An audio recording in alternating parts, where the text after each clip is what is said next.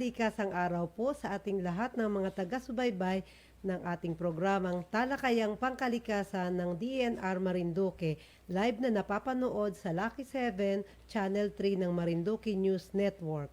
Ang layunin po ng ating programa ay upang maghatid ng mga napapanahong impormasyon na may kinalaman sa mga batas, programa, proyekto at mga pangyayaring may kaugnayan sa ating kapaligiran at likas yaman. Ito po ang inyong lingkod, Amy Diaz, ang PNR Officer ng Penro Marinduque na makakasama nyo bilang host ng Talakayang Pangkalikasan ng DNR Marinduque.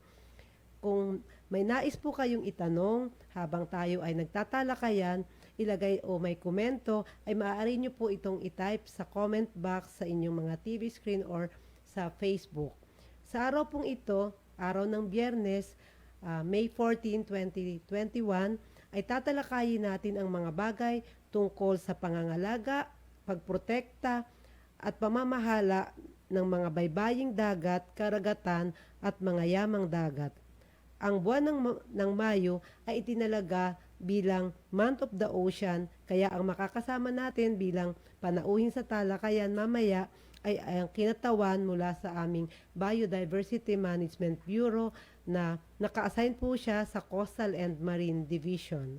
Bago po tayo magsimula sa talakayan, nais kong batiin ang aking DNR family sa pangunguna ng aming Secretary Roy A. Simatu, sa DNR, mga DNR Undersecretaries and Assistant Secretaries at mga Directors, at sa aming Mimaropa Region sa pangunguna ng aming Regional Executive Director Maria Lourdes Ferrer, kay ARD Vince Sudao, kay ARD Donna Gordobe, sa aming mga Regional Directors at sa mga kasamahan ko sa Penro Marinduque.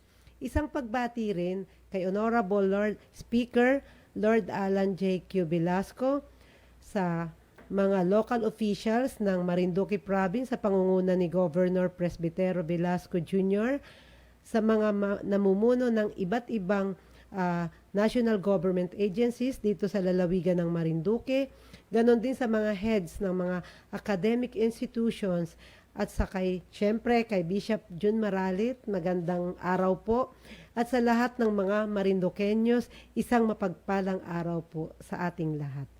Noong nakarang buwan ay nag-celebrate po tayo ng ika-21 anibersaryo ng Earth Day. Ang Earth Day po ay ipinagdiriwang tuwing ika-22 ng Abril mula pa noong 1970 upang mapangalagaan at protektahan ang ating Mother Earth. Layunin nito ang matawag ang pansin o ang awareness nating mga tao sa unti-unting pagkawasak ng kapaligiran. Bilang pagdiriwang, ang mga empleyado po ng DNR Marinduque kasama ang Philippine National Police ng Marinduque Provincial Police Office sa pamumuno ni PD Wilson Santos VI at ang mga local official ng barangay ng host barangay namin ay nagsagawa ng tree planting activity sa National Greening Program site namin sa Barangay Tungib Lipata sa bayan ng Buena Vista dito sa lalawigan ng Marinduque. Ito ay upang pangalagaan ang ating mga kabundukan, magkaroon ng malinis na hangin at maisulong ang isang malusog na ecosystem. Tayo po bilang mga mamamayan ay may tungkulin na pangalagaan ang ating inang kalikasan. Sa mga maliit o mga mumunting paraan po na ating magagawa ay malaking tulong po ito na maambag natin sa panunumbalik ng kaayusan ng ating mundo. Sana po ay magtulong-tulong tayo upang pangalagaan ang ating inang kalikasan, ang ating kapaligiran. Ayan, ang mga nakikita nyo po ay ilan sa mga binabahagi namin ng ilang mga photos na kinuha po noong April 22 nung mag-celebrate po tayo ng Earth Day. Kaya taus-puso po kaming nagpapasalamat in behalf of our office, Penro Marinduque. Nagpapasalamat kami sa lahat ng mga sumuporta sa activity namin ito sa pagdiriwang ng Earth Day noong April 22. At bago po tayo magpatuloy, hayaan nyo po na maglahad lang po ako magbibigay po ako ng ilang mga panawagan na ito po ay labas naman sa ating talakayan mamaya, pero nais ko lang pong gamitin ang opportunity na ito upang i-announce sa inyo na ang Penro Marinduque po ay kasalukuyang nag-hire ngayon ng mga nagfi-fill up po kami ng mga vacant positions para sa Penro Marinduque. Kaya kung interesado po kayong mag-apply sa amin bilang empleyado ng Penro Marinduque, ay bisitahin niyo po ang aming website na www.penromarinduque.gov.ph. Mababasa niyo po doon ang mga listahan ng aming mga vacant positions. Ito po ay yung mga permanent plantilla positions at ang deadline po ng submission ng application ay sa May 24, 2021. Hindi na po yan mag-extend, kaya kung interesado po kayo ay maaari na po kayong mag-apply kung anong gusto nyong i-apply. Meron pong nakalagay doon kung ano ang mga requirements na dapat nyong i-submit sa amin, pero yan po ay hanggang May 24 lang po, 2021.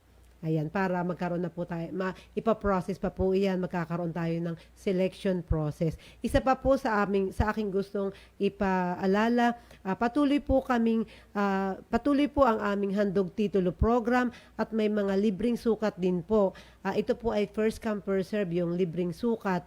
Pero yun pong handog titulo naman namin ay tuloy-tuloy po ito. So kung kayo po ay interesado, mangyari pong tumawag po kayo sa aming opisina o magtungo upang mabigyan kayo ng tamang gabay at kung ano ang mga dapat nyong isumite na mga requirements.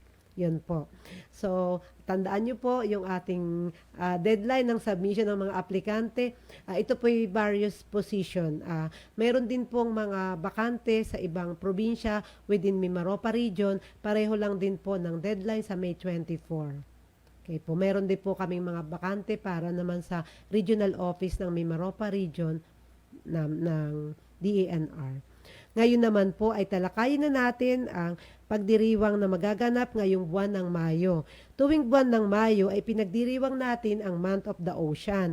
Ito ay alinsunod sa Presidential Proclamation number 57 or 57 series of 1999 na nagdideklara sa buwan ng Mayo bilang Month of the Ocean. Ito po yung nabanggit ko kanina na kaya po ang ating panauhin na makakasama sa talakayan ay galing sa aming Coastal and Marine Division.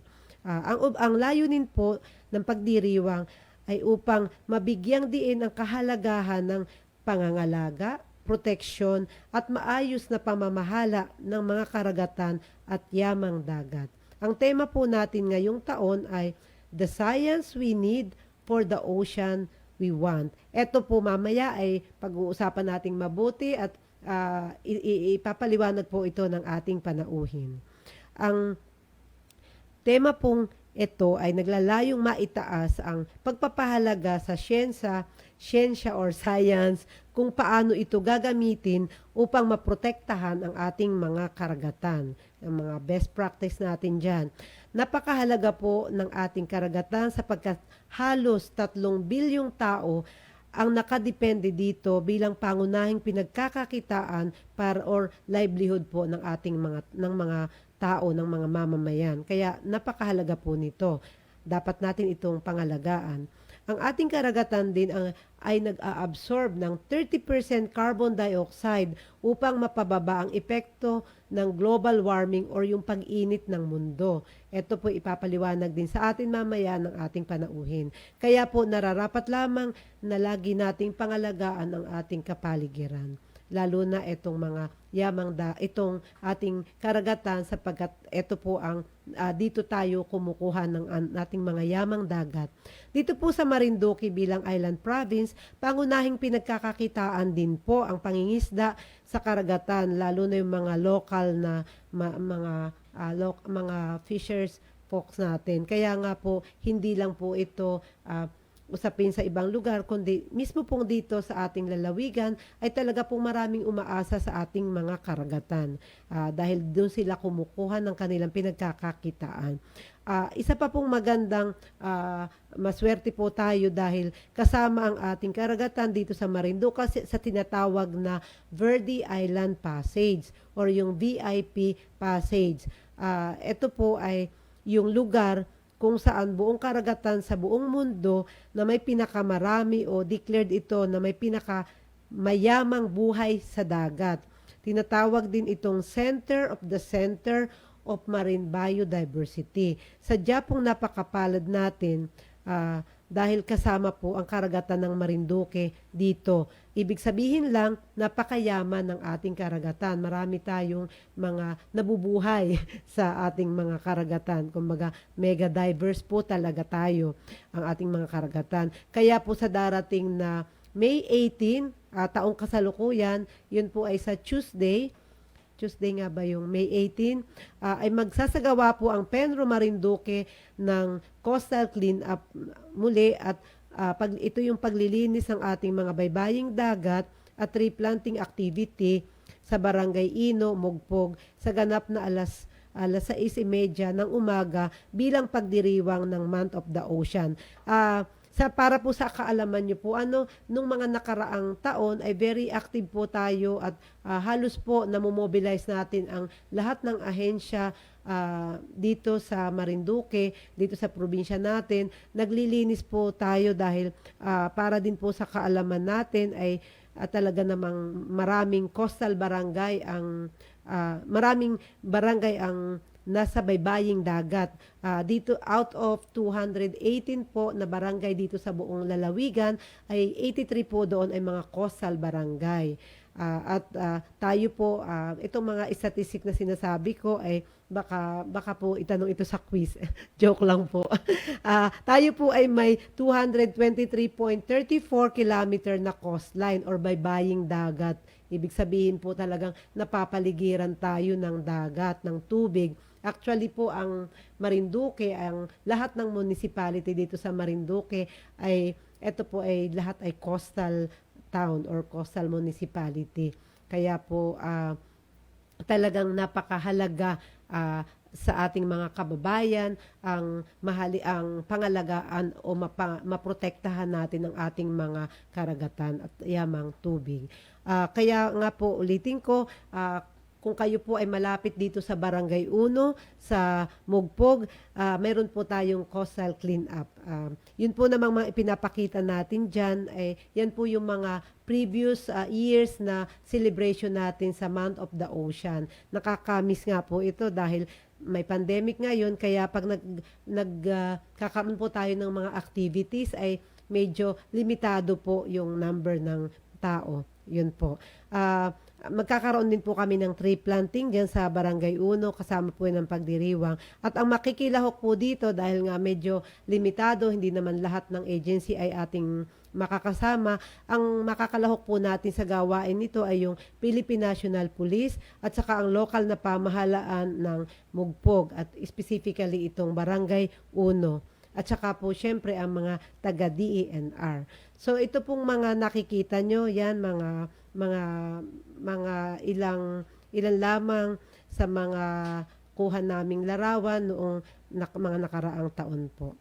At bilang yan nga po, mamaya po pagkalipas ng ilang paalala ay magbabalik po kami upang talakayin na natin ang ating main topic ngayong araw na ito at makakasama po natin, ipapakilala ko sa inyo after a short break. Huwag po kayong aalis, magbabalik po kami.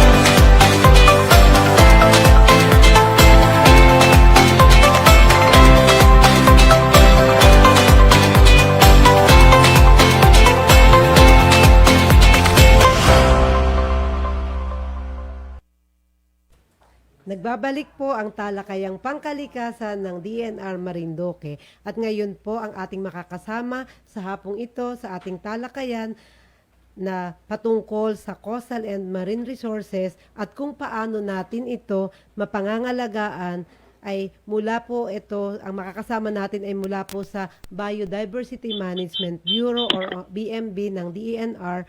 Ito po ay medyo bata pa, millennial. Siya po ay siya po ay isang ecosystem management specialist na naka-assign po sa Coastal and Marine Division ng BMB.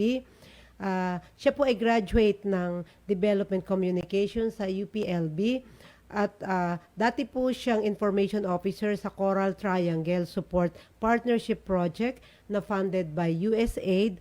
At siya po ay nagtapos din ng master's degree in Sustainability Science noong 2018 sa Japan. At ngayon, makakasama po natin, wala pong iba kundi si Mr. John Eric B. Abilino. Nandiyan na po ba si Derek yan from Quezon City. Ayan. Good afternoon, John. Good afternoon po, Ma'am Amy. Wait lang, hindi ko marinig. Hello, John. Hello po, naririnig po ba ako? Ayan, okay, good. Okay naman yung audio mo. Good afternoon, John Eric Abilino, ang ating panauhin ngayon at magtatalakay sa atin ng mga bagay-bagay patungkol sa coastal and marine resources at kung paano ito mapangangalagaan. Bilang panimula, baka gusto mong batiin ka muna. May mga viewers tayo o ang boss mo baka gusto mong batiin muna. Go ahead, John. Ma'am Amy, pasensya na po, medyo mahina lang po yung dating ng inyong sound dito sa aking okay, ulitin ko. telepono. Yes, oo. Welcome to our talakayang to our program Talakayang Pangkalikasan ng DNR Marinduque. Na-introduce na kita Jan and it's your turn ko. Baka gusto mong batiin ang mga viewers natin. By the way, itong ating ay live na napapanood sa Lucky 7 Channel 3 ng Marinduque News Network dito sa Marinduque. Yes po, magandang hapon po sa lahat. Binabati ko po lahat ng mga nanonood po ng Marinduque News at syempre lahat po ng bumubuo ng Penro Marinduque. Magandang hapon po. Napinupungunan po syempre ng ating Penro. Ma'am Amy, magandang hapon po. Good afternoon. Jan, bale, etong simulan na natin yung kanina kasi nagbigay na ako ng konting introduction kung ano ang tatalakayin. Kaya lang medyo isiningit ko muna yung mga ilang announcement. So ngayon nandiyan ka na sa linya. By the way, si Jan ay hindi natin makakasama ng face-to-face dahil nga may pandemic. Kaya ito pong guest natin ay atin lang maririnig. Hindi natin makakasama dito sa studio. Pero maganda naman po ang dating maliwanag ang audio. So, Jan, ang unang magtatalakay na tayo dito sa topic natin. Ang unang nais kong itanong sa iyo muna para sa ating mga viewers, sa ating mga taga-subaybay, ano ba ang mga kahalagahan nitong coastal and marine ecosystem natin, at ano ba ang kasalukuyang kalagayan ng ating coastal and marine ecosystem? Ano ba, healthy pa ba ito? Baka gusto mong magbigay ng mga ilang facts and figures. Go ahead. Yes po, Ma'am Amy, maraming salamat po. Kanina na-discuss niyo na po kung ano po yung importansya ng ating karagatan. At na-emphasize niyo rin kung gaano kahaba ang ating coastline. Gusto ko rin lang pong i-elaborate na ang ating karagatan ay isa po sa pinakamayamang karagatan sa buong mundo. And ang ating karagatan po is actually located, ay makikita po natin sa isang area na tinatawag nilang Coral Triangle. Mm-hmm. Ang Coral Triangle po, tinatawag po itong ang sentro ng marine biodiversity. saan makikita ang iba't ibang yamang dagat, no? At nabigyan niyo rin po ng emphasis kanina ang Verde Island Passage kung saan makikita rin po ang probinsya ng Marinduque. Ito po naman nakikita ang center of marine biodiversity. Talaga naman pong kung makikita niyo po sa pinapakitang larawan, yung kulay pula ay nagsisignify kung gaano kadaming uri na lamang dagat ang makikita sa Pilipinas, no? Pag sinabi po nating yamang dagat, maaari po natin itong i-break down into ating mga bahura, ang ating mga seagrass at ang ating mga mangroves, no? Tayo rin po sa buong mundo ang isa sa may pinaka diverse na mga bahura o ito yung mga coral reefs at in terms of seagrass, isa rin po ang Pilipinas sa may pinakamaraming uri ng seagrass sa buong mundo. Bahagya lamang pong pag-discuss tungkol sa kalagayan ng ating karagatan.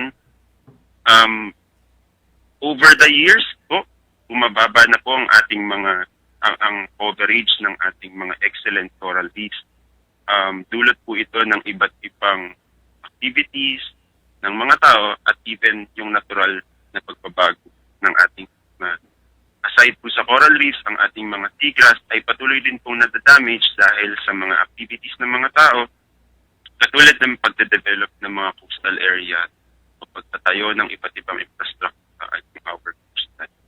So ilan lang po yan sa mga challenges na kinakaharap ng mga coastal and marine resources na alam naman po natin kung gaano sila kaimportansya.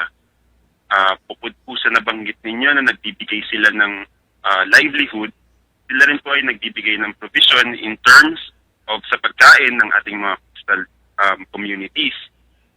And di lamang po yan, sa turismo rin po, malaki rin po ang bagay na inatulong ng ating mga coastal resources. Alam naman po natin, ang Pilipinas po, isa sa mga may pinakamagandang beaches sa buong.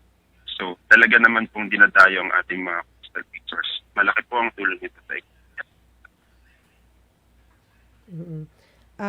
nabanggit mo yung tungkol sa turismo, isa sa mga talagang potential nitong Marinduque ay yung tourism. Kaya nga lang, syempre, nagka-pandemic nga, kaya para siguro for the benefit ng ating mga manunood, ano ba sa tingin mo ang dapat na maging practice nitong ng mga kunyari etong mga nagbabalak o may mga pag-aari ng mga resort at ganun din yung mga turista na mga dumarating. Ano ba ang maiipayo mo na maging practice nila kapag pumupunta sa isang tourist destination kagaya ng Ma'am Aimee, pagpaumanhin po medyo mahina lang po talaga yung dating ng inyong di ba nating maayos ang boses. Hindi ko po alam kung na-connect po yung mic sa wait lang. tawag. Pero pasensya na rin dyan, at pasensya na rin sa ating mga manonood. Pasensya na rin kayong mga viewers natin, medyo nagkakaroon po ng technical problem lang. Ngayon ba, okay na ba? ganun pa rin po, ma'am. Mahina pa rin daw ang dating ko. Pero ikaw, very loud and clear naman. Ang dating mo dito. Okay ba? Okay. Hello, Jan. Okay na ba? Yes, ma'am. Okay na ba? Mas klaro na ba? Ganun pa rin po, ma'am. Wala pa rin. Wala daw naririnig masyado ang ating guest. What do you think? Sandali lang ha, medyo ayusin lang natin, nagkakaroon ng konting ng konting problema yung ating audio. Eto. Akong ilakas ko kaya itong Ito. Clear? Okay ba?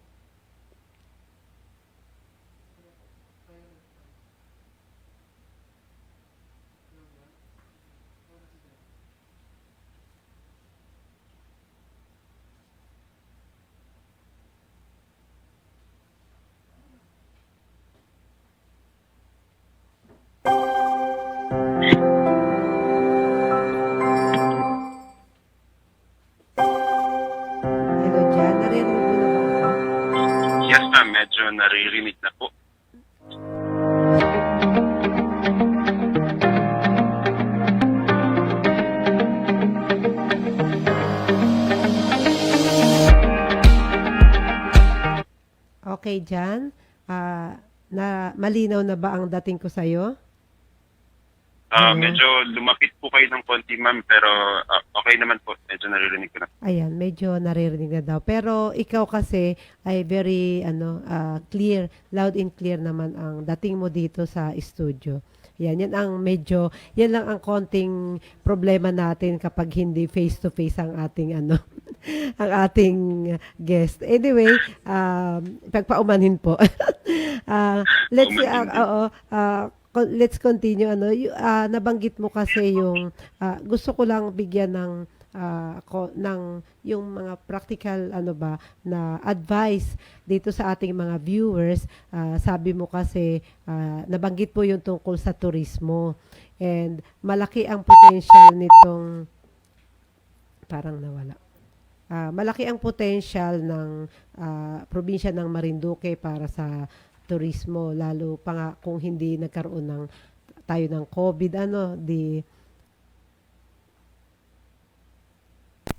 should I? Nawala yata si Oo. Pasensya na po sa ating mga viewers. Nawala po ang connection ng ating guest. Nawala yung connection natin. So,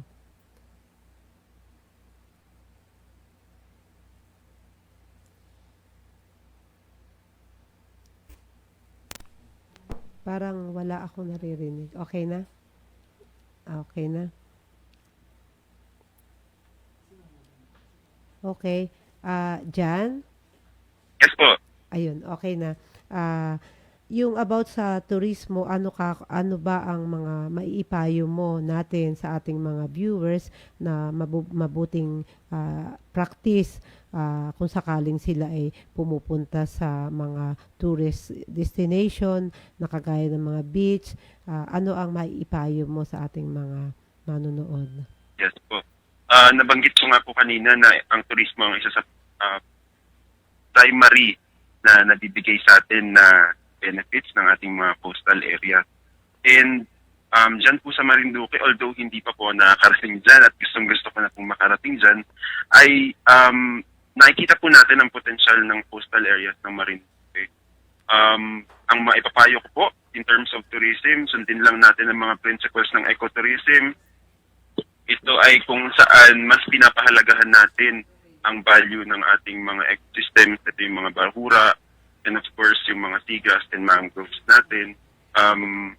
At syempre, ang isa sa primary na issue kapag tourism na ang tinatalakay, especially sa mga coastal areas, ay ang ating solid waste, ito ay ating mga basura. Correct. So, syempre, dapat ang mga turista maging responsible din na talagang pangalagaan ng ating kalikasan at i-manage din ng ating. Oo, totoo yan. Yung solid waste ang isa sa nakakabit pag dumadami ang mga turista, dumadami syempre yung basura. Kaya dapat talaga may proper management tayo. Kung nakikita ng mga viewers natin yung mga photos natin sa mga previous activities, makikita kung gaano karami ang nakukuhang basura natin kapag nagkakandak tayo ng isko basurero or yung coastal cleanup.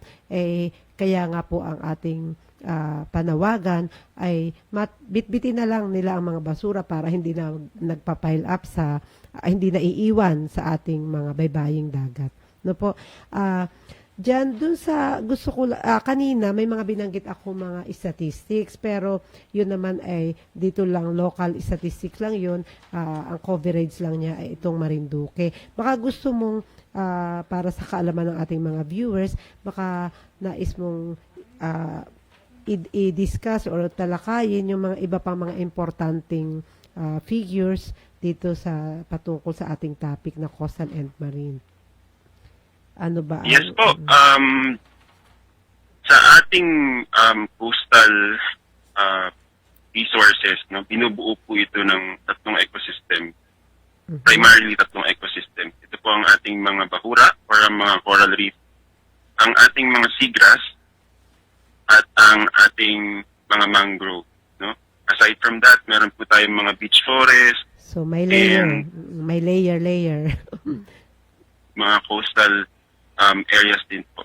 Sa coral reefs, meron nga po tayong 2.5 million hectares at 500 species ng coral reefs. Ito po ito sa pinaka-diverse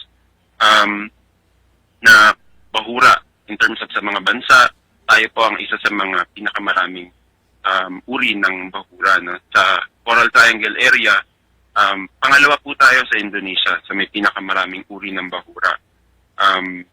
Sa seagrass naman po, 55% ng mga species sa East Asia ay matatagpuan po natin sa Pilipinas. At in terms of mangroves, meron din po tayong 42 o 42 species ng mangroves na po sa pinakamarami ding in terms of uri ng mangroves sa buong mundo. So talaga pong isa tayo sa may pinakamayamang coastal resources. Sinabi nga po sa pag-aaral ni Dr. Asansa noong 2017 na ang ating coastal resources ay nagkakahalaga ng mahigit 15 trillion, no? Hindi po kayo nagkakamali sa narinig doon, 15.3 trillion. Napakayaman naman natin. Yes po.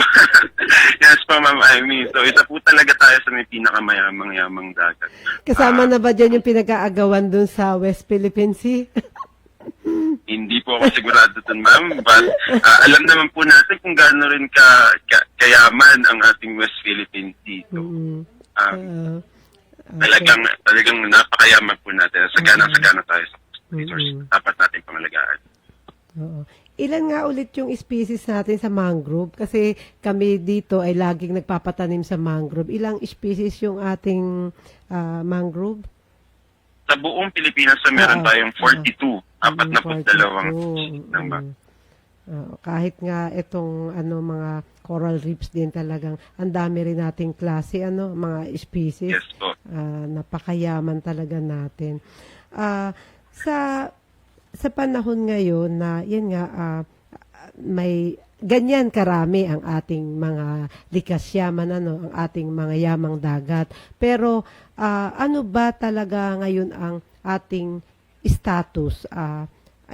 Status, yung kalalagayan, tayo ba ay alarming ba ang pagkapinsala? Ano ba sa base sa ating pag-aaral? Natumpok niyo, Ma'am Amy, ang tamang word, no? Alarming. Alarming na po ang kalagayan ng estado ng ating mga likas yaman. Naunguna dito ang ating mga bahura, ang ating mga coral reefs. Over the years o sa mga nakaraang taon, patuloy po na dumadami yung coral cover na nasa malubha or poor condition. Samantalang ang mga bahura natin sa buong Pilipinas na nasa excellent condition, ito yung mga sobrang gaganda pa ng ating mga bahura. Ito naman ay patuloy na bumababa.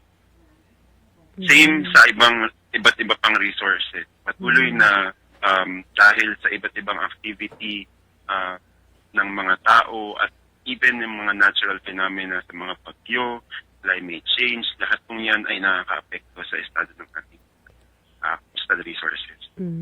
Pero ang pinakamalaki kasi ang influence talaga or yung impact ay yung mga human activities, 'di ba? Lalo na yung nag-i-increase sa mga population. By the way, para nga pala sa kaalaman mo, dito sa Marinduque, madalas kami dito nakakakita or may mga reported sa amin na mga pawikan, alam mo yung sea turtle na nai-stranded minsan, tapos namamatay.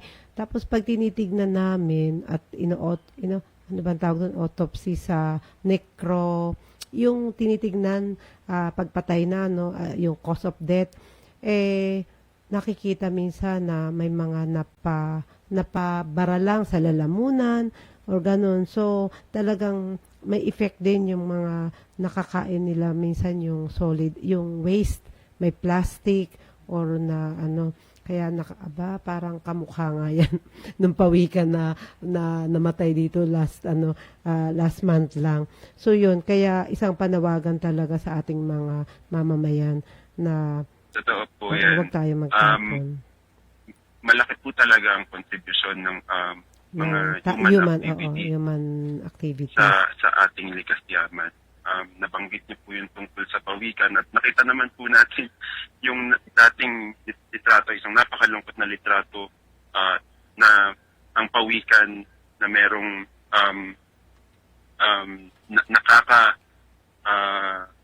nakakakuha sa ating karagatan ng iba't ibang Ng mga basura. basura, ng plastic na maaaring makahadlang sa kanilang paghinga or sa kanilang pagdebed. So, marami pong ganyang instances, hindi lang po sa pawikan, even sa mga seabirds na madalas din pong nakakakain ng mga basura natin.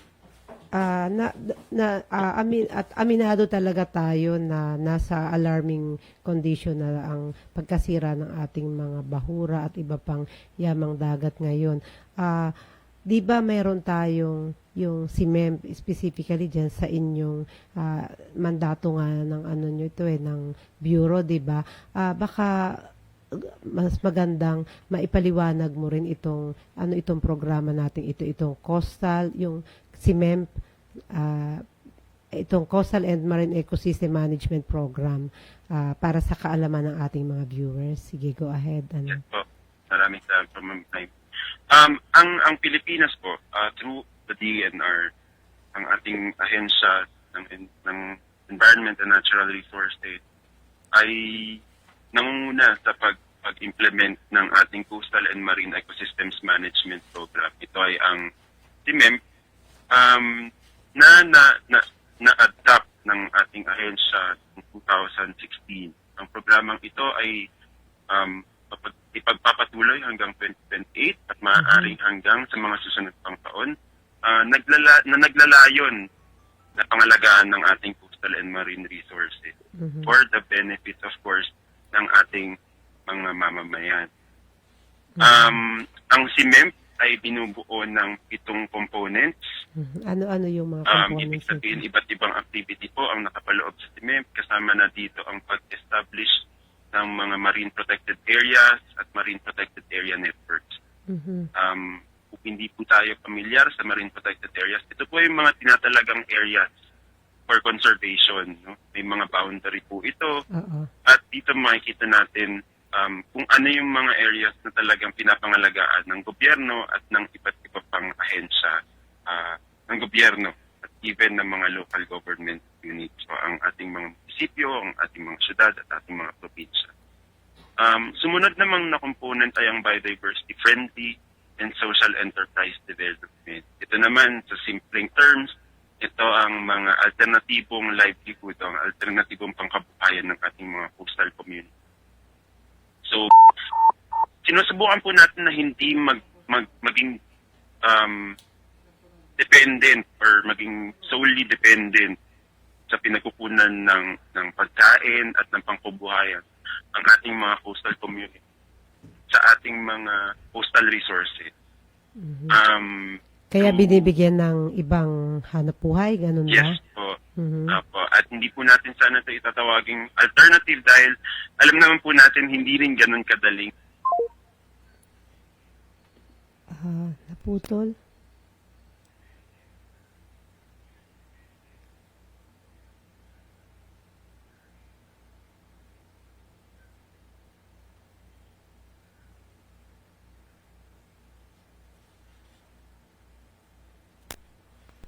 Yun nga po, sinasabi ko nga.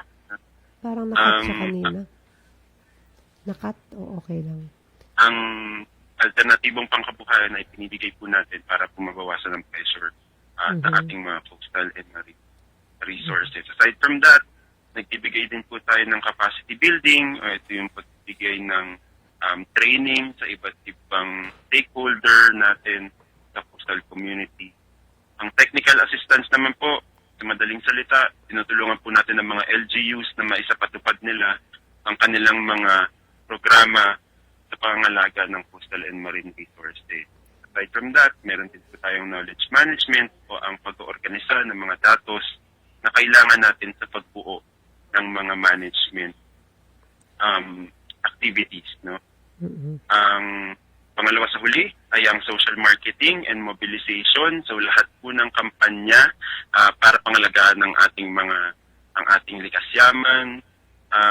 Katulad po nito, ang pagdalo po dito ay isang part na rin ng social marketing and mobilization kung saan tayo po ay nagpapalawak pa ng kaalaman ng ating mga mamamayan. And finally, yung monitoring and evaluation po, ito po ay isinasagawa upang malaman natin kung nagiging epektibo po ba ang ating program. So, yun po yung brief description ng ating programa sa Coastal and Marine.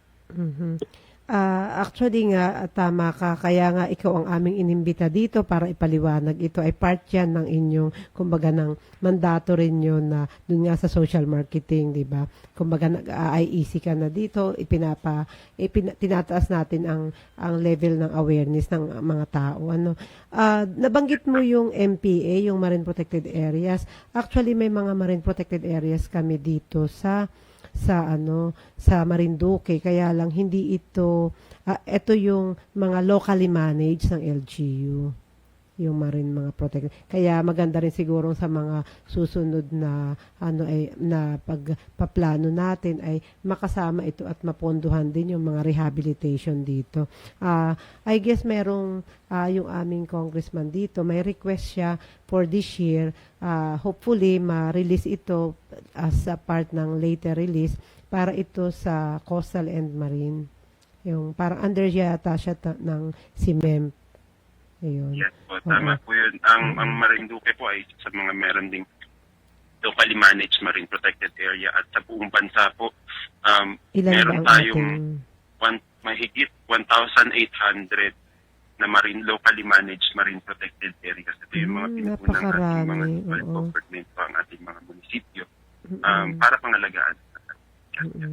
Napakarami pala nitong ating mga MPAs nationwide. Ilan lang pala itong sa aming dito sa probinsya ng Marinduque. Balikan ko lang na medyo mag-jump lang ako. Dahil nga nagdiriwang tayo ng Month of the Ocean. Maraming naiintriga dyan dito sa yung ating tema ngayon na yung science, ano ba yun? Wait lang ha. hindi ko memorize yung tema ng ating the science we need for the ocean we want. Ayan. Oo, medyo paki-elaborate mo nga ng konti. Kasi naiintriga sila sa ano daw ba ang ibig sabihin nito. Ay syempre kayo ang nag-isip nito sige nga, paki-share mo. Yes, ma'am Amy. Actually, kasama po natin ang buong mundo sa paggunita nitong temang ito, yung the science we need for the ocean we want. Ito po ay nagpapahalaga sa importansya ng science, science-based, nabanggit siya po kanina tungkol sa science-based management, science-based decision-making. Pagkawa ng mga desisyon para sa ating karagatan na hango na sa science. So, importante na lahat ng ating mga desisyon ay may backup na science. Kaya naman ito ang binibigyang emphasis ng ating Month of the Ocean ngayong taon. Okay. So, yun ang ibig sabihin nun. Yes, ma'am. Hindi lang basta siyensya, ito yung tamang siyensya na kailangan sa pangalaga ng ating karagatan. Kasi paano mo nga naman, hindi basta bara-bara lang na mag-i-employ ka ng isang activity nang walang tamang pag-aaral, di ba? That is science. Tama po yan. Sa dito nga, yung mga halimbawa na lang sa pagtatanim natin ng mangrove species, na experience namin yan dito or hindi lang siguro dito sa probinsya namin, na minsan yung mga itinatanim natin ay hindi bagay. Kasi dyan sa mangrove, di ba may mga zoning, kung may zone, kumbaga anong species ang dapat nandun sa mga tabi lang ng dagat, ano yung nandun sa medyo inland, di ba? So, ayun, nababagay tama talaga. Po yan. Tama po yan. Baka gusto mong i-elaborate further. Yes po, naging issue po yan actually sa ating ahensya. Ngunit kaagad naman natin itong sinubukang bigyan ng lunas. No? Minitigate natin ang iba't ibang naging epekto nito. Pero ayun nga po, sa pamamagitan ng siyensya, nagabayan tayo eventually sa pag-conduct ng mangrove planting, sa pag-identify ng tamang uri ng mangrove na itatanim sa tamang dose sa ating mga coastal areas. Hindi lang sa pag-identify ng species, pag-identify din saan ang habitat ng pagtatanim ng mga bakawan. Yan, mangrove, bakawan pala. Oo. Correct. Ayun po.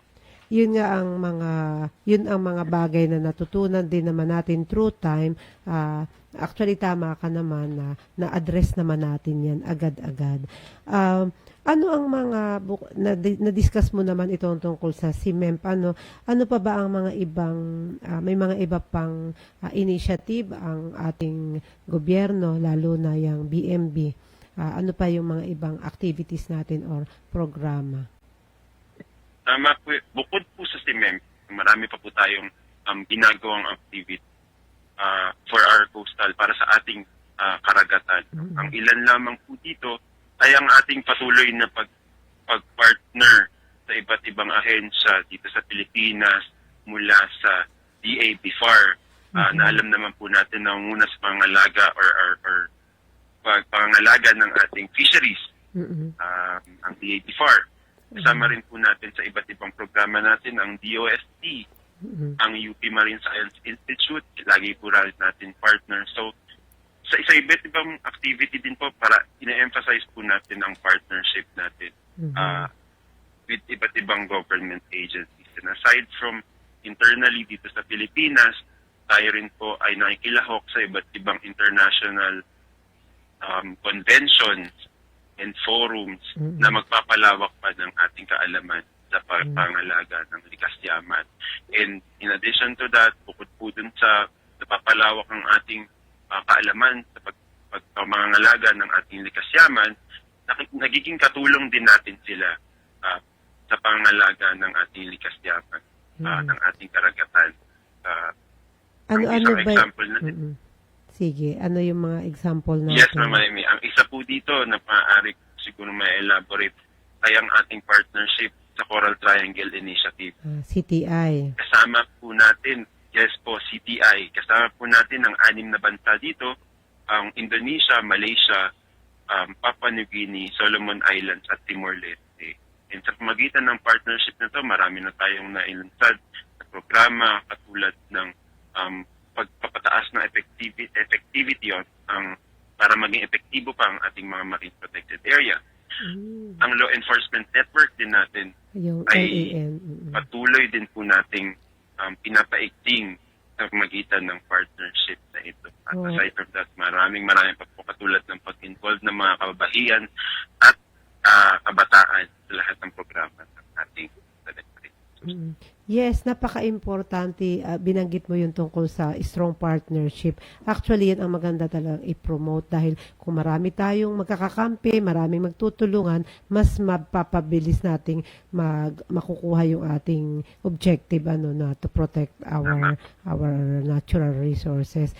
Yung nabanggit mo nga yung law enforcement network, actually, wino-work out talaga yan, lalo dito sa VIP passage, VIP passage. May mga wino-work out diyan at alam ko kayo ang on top din dito, yung BMB. Nabanggit mo yung tungkol sa Coral Triangle Initiative. Nasaang na ba ito? Akala ko noon nadagdagan itong member countries, pero ilan nasaan na ba ngayon ang mga project na under dito sa CTI? Sa ngayon po, ano yung mga ang Coral Triangle Initiative ay nagpo-focus sa pag-develop ng ating regional plan of action. Ito po ay yung sa rehiyon na plano nila na kung paano natin pangangalagaan ng ating pang-resources. Patuloy pong nag-i-improve ang ating mga plano kasama ng iba't ibang bansa. Medyo nahihirapan lang sa ngayon dahil hindi po makapag face-to-face ang ating mga delegasyon. Oo, yun ang problema. the Yun ang different- limitation, oo. Yes Limitation po, natin. ayun. Medyo Oo. nahihirapan lang po develop ng regional plan of action but ngunit patuloy po ang diskusyon kasama ng iba't ibang bansa. Siyempre sa Pilipinas, kita pangunahan po natin ang diskusyon.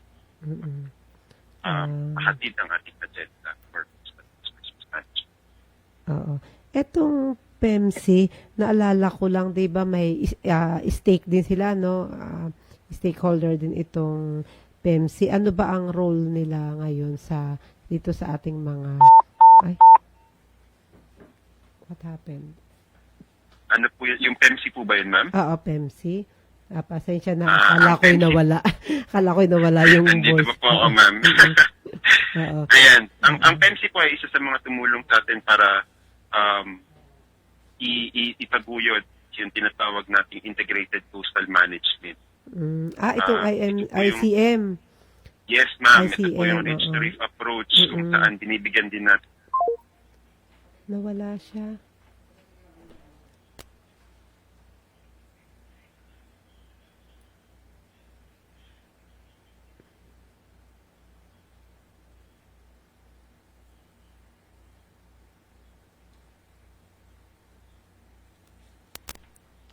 Pero yun nga po, yung PEMC, yung sa ICM, kung ano po ang naidulot ng upland sa ating mga coastal communities. At aside from that, tinulungan din po tayo ng PEMC na ma-develop ang ating State of the Coast Report. Over the years, gumagawa po tayo nito upang makita ang estado ng ating mga coastal resources at maipahatid sa buong mundo kung ano na po ang estado ng ating mga coastal resources. Oo. Etong gusto kong kung pwede ay emphasize pa natin lalo. Etong tungkol sa Ridge to Reef approach, matagal na itong konsepto pero dahil for the benefit of our viewers, baka pwedeng i-lemanize mo to. Ano ba ang ibig sabihin natin ng Ridge to Reef? Simula sa taas hanggang sa kumbaga mula sa bundok hanggang sa dagat at hanggang sa ilalim ng karagatan. Baka pwede mong i-elaborate ng konti pa. Sige po. Review lang, ICM, review. Oo. Sige, ma'am. Ang ICM approach, marami na pong naitawag dyan. Meron po tayong Ridge to Reef approach. Meron din tayong Highlands to Ocean, H2O naman po yung tinatawag dyan. Opo. Lahat pong yan nagpapatungkol lang sa pagtingin din natin, pag-manage din natin sa mga activities sa highlands or sa ridge natin at ano maging epekto nito sa ating karagatan. Ang isang example na nito ay ang pangalaga sa ating mga kagubatan. Halimbawa, kung may mga pinutol tayong puno at ang lahat hindi na mahawakan ng soil sa kagubatan, lahat ng soil na yun ay mapupunta sa ating karagatan at pwedeng matapunan ng ating mga coral reefs, mamatay ang mga coral reefs natin. Isa rin ang pagmamanage ng ating solid waste. Ang lahat ng mga solid waste natin na naaagos sa karagatan ay pwede ring maka-apekto sa ating mga coastal resources. So talagang kung ano ang ginagawa natin sa lupa, kung ano ang mga activities natin sa syudad, sa mga probinsya, ay dapat minamanage din at makita natin ang epekto nito sa ating karagatan. Oo, kaya ang ibig sabihin lang, lahat ng ating mga gagawin ay maging responsable tayo at lagi tayong isipin kung ano ang magiging epekto nito. Hindi porket doon tayo nagtapon sa bundok ay hindi na siya makakarating sa dagat. Hindi po, Yes, diba? tama po yun. So, yun lang po, parating lang tayo maging mindful kung ano yung pwedeng maging epekto ng ating mga aksyon. Sige dyan, ang huling katanungan ko na ito, maliban sa kung mayroon ka pang mga gustong ibahagi na kaalaman, bilang ano ba ang masasabi mo sa bawat Pilipino or bawat Marinduqueño na pwede nilang itulong para magkaroon tayo ng balance and sustainable coastal and marine ecosystem. Salamat po, Ma'am Amy. Para po sa lahat ng mga Marinduqueño, inaanyayahan po yung lahat na makibahagi sa selebrasyon natin ng Month of the Ocean, no? Na may temang The Science We Need for the Ocean We Want. Kanina po narinig po natin lahat ng activities ng Penro Marinduque, and very excited po kami malaman lahat ng yan sa central office, lahat po ng mga activities ng ating mga region. So inaanyayahan ko po ang lahat ng Marinduqueño na lumabas at makibahagi sa mga activities ng Month of the Ocean. Aside from sa pagbahagi ng Month of the Ocean, inaanyayahan ko po ang lahat na maging aware po tayo sa kalagayan ng ating likas yaman, ng ating mga coastal resources. We also should take part kung ano man po ang pwede nating maitulong pangalaga ng ating kalikasan. So, yun lang po, Ma'am Amy. Thank you very much. Jan, baka may gusto kang pasasalamatan or I will give you more time pa. Baka may gusto ka ring itanong. Parang baliktad tayo. I will give you more time pa kung may mga karagdagan ka pang sasabihin, pagbati, pasasalamat, mensahe. Ayan, bukod sa announcement. Ma'am Amy. Unang-una po, pinapasalamatan po ang Penro Marinduque sa pag-imbita po sa amin, sa Biodiversity Management Bureau, specifically ang Coastal Marine Division, upang maibahagi ang ating programa patungkol pangalaga ng ating karagatan. Pinapasalamatan ko rin po ang lahat ng bumubuo ng Coastal and Marine Division na patuloy pong nagtatrabaho para sa ating karagatan. At syempre, ang lahat po ng naging partners ng DENR sa over the years and even this year, despite yung pandemic, ay patuloy po tayong tinutulungan sa lahat ng programa ng DENR. So, sa mga taga-Marinduqueño, sa mga Marinduqueño, we are always open. Ang aming mga opisina ay parating open kung kanyo ay merong katanungan tungkol sa pangalaga ng ating karagatan. At stay tuned po tayo sa lahat ng mga activities ng Month of the Ocean. Alam ko pong sa Marinduque ay marami pong activities na naka-line up. Sa national government, meron din pong mga naka-line up katulad na lang po. Ipa-plug pa na rin po yung mga activities namin. Okay lang po ba, Ma'am Amy? Yes, oo. Ayan, sa national po, national government, sa CMD, tunghayan nyo lang po sa aming DNR Biodiversity Management Bureau Facebook page.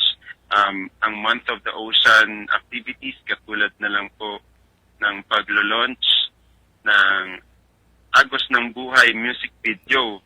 Wow. Ito po ay gaganapin sa May 19. Contest yan? Hindi, ma'am. Actually, compilation po siya ng ating mga iba't ibang mascots sa buong bansa. Ay, oo. Ang ganda niyan. Oo. Makikita niyo po lahat ng mascots natin sa iba't ibang bansa na sumasayaw sa kanta ng Agos ng Buhay music video. So, pwedeng humingi ng gagawin namin kada may workshop doon kakantahin namin Opo. at kakantahin at sasayawin.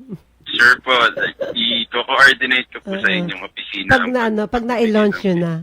Pag na-launch Yes yun po, ma'am. Ayan, so aside po dun sa pag-launch ng music video, meron din po tayong mga Coral Ocean School, mga Hands on Army Maropa interview, mga PA Talk. Yung PA Talk po natin is nasagawa po natin to.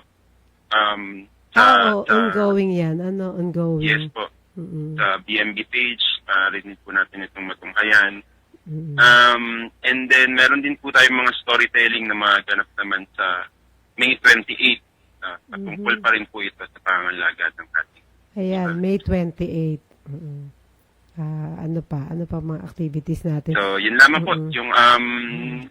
Yun lang po ang nais kong sabihin sa ating mga Marinduqueño at maraming salamat ulit sa opportunity na ibigay ng ating puting Penro Amy, maraming salamat. Actually, dyan, yung mga activities nyo na yan, kung hindi man na-pick up ng ating mga, syempre mabilisan lang ito, kung hindi man siya nakuha, na-note ng ating mga manunood, mayroon naman kayong link sa amin. So, bisitahin nyo po ang www.penromarinduque.gov.ph at nakalink naman po yung BMB.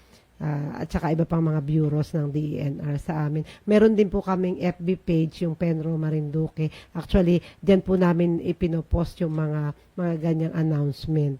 Kaya lagi po kaming naka-tune in din sa inyo sa BMB. Sa puntong ito, bilang pagtatapos po ng ating talakayan, nais ko pong muling ipaalala sa ating lahat na dapat nating mahalin, pangalagaan at protektahan natin ang ating kapaligiran at likas yaman. Ang atin pong, ito po ang pinagmumulan ng ating buhay. Mayroon daw gustong, may tanong, sasagutin ko lang po muna bago ako magpasalamat kay Jan. Dapat all coastline towns, barangay must have coastal cleanup and tree planting. We encourage, but dahil po sa, yes, we encourage all. Thank you po sa inyong comment. Kaya lang po, naintindihan din namin na limited ang, may limitation tayo because of the pandemic. Kaya po, unlike before, na parang 100% yung mga barangay, yung mga 83 barangay, coastal barangay, ginagawa nating lahat po sila. Sa ngayon po, it's an optional. Pero depende naman din po sa pag-organize. Basta kami po, yung grupo ng DENR Marinduque ay dito po, ang pinili po namin ay itong Barangay Ino Mugpog. Pero open po kami kung gusto ninyo po, kung makakapag-participate po, simultaneous po tayo and we will recognize your effort also. Sige po ma'am, i-contactin namin kayo. Thank you very much sa comment po.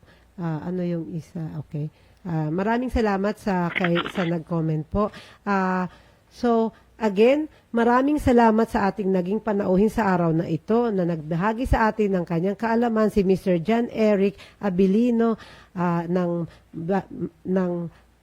Coastal and Marine CMD, Coastal and Marine Division ng Biodiversity Management Bureau. At syempre, pasasalamat din po ang ipinaabot namin sa inyong OIC Director na si Yusek or Undersecretary Edelberto Leonardo. Maraming salamat po sa lahat ng mga bumubuo ng Marinduque News Network, sa lahat ng ating mga viewers, sa mga Marinduqueños. Mag-ingat po tayo sa COVID virus at God bless us all.